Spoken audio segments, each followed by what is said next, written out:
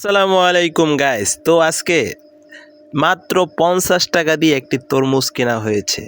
তো দেখুন বন্ধুরা, এই ৫০ টাকার তরমুজ কেমন হবে তো কাটতেছি, দেখেন। আশা করি ৫০ টাকার তরমুজ খারাপ হবে না। আমি আগের বারে একবার ৪০ টাকা দিয়ে একটি তরমুজ কিনছিলাম, খুবই ভালো হয়েছিল। তো আশাবাদী এই তরমুজটাও ভালো হবে এরকম একটা আশা করি। তো বন্ধুরা, তরমুজটি কাটতেছি, আপনারা সঙ্গে থাকুন এবং ভিডিওটি দেখুন। এবং যারা আমাদের ইউটিউব চ্যানেল থেকে ভিডিওটা দেখতেছেন, অবশ্যই চ্যানেলটি সাবস্ক্রাইব করে দিবেন। আর যদি কেউ পেজ দিয়ে দেখতে থাকেন, অবশ্যই পেজটি ফলো করে দিবেন। তো বন্ধুরা, ৫০ টাকার তরমুজ তো একদম মোটামুটি, একদম ভালো হয় নাই, একদম খারাপও হয় নাই, মোটামুটি আলহামদুলিল্লাহ। তো যেটা আশা করছিলাম সেরকমটা হয়নি, একটু সাদা হয়েছে।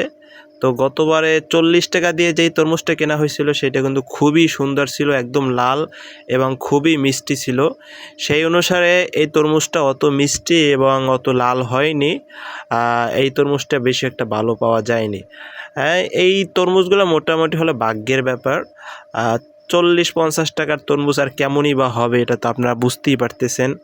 তো এগুলো মূলত গ্রামে ভ্যান থেকে কেনা হয়। অল্প দামের ভিতরে আপনি তরমুজগুলো কিনতে পারবেন।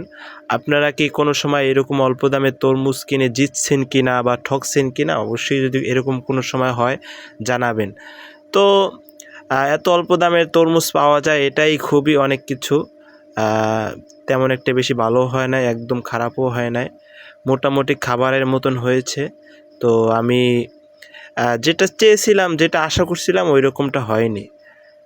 ৫০ টাকার তরমুজ কেমনই বা ভালো হবে বুঝেন। আপনাদের এলাকায় এরকম কি তরমুজ বের হয় কি না? রাস্তায় রাস্তায় ভ্যানে কইরা বিক্রি হয় ৫০ টাকা, ৩০ টাকা। তো বন্ধুরা, আজকের ভিডিও এই পর্যন্তই। ধন্যবাদ।